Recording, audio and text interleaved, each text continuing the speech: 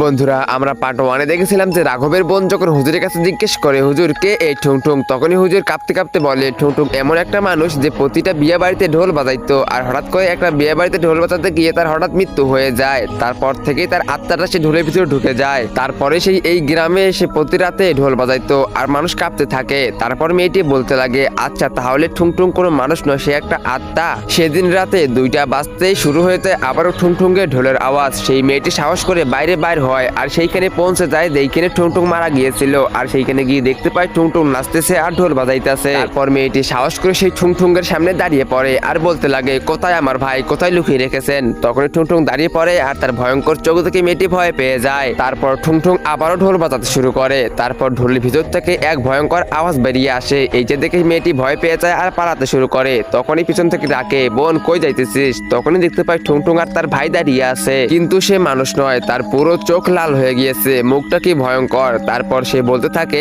আমি তো ঠুংঠুংয়ের হাতে বন্দি পড়ে মারা গিয়েছি, কিন্তু পরের নাম্বার তোমার। তো বন্ধুরা এই ছিল ঠুংঠুংয়ের বদলা পার্ট 2। তো কেমন লাগছে অবশ্যই কমেন্ট করে জানাতে ভুলবা না। তো এরপর কি হয়েছিল সেটা তোমরা দেখতে পারবে পার্ট 3-তে। তো পার্ট 3 দেখতে চাইলে ভিডিওতে লাইক করে চ্যানেলটিকে সাবস্ক্রাইব করে দিও, আর হ্যাঁ কমেন্টে পার্ট 3 লিখতে ভুলবা না।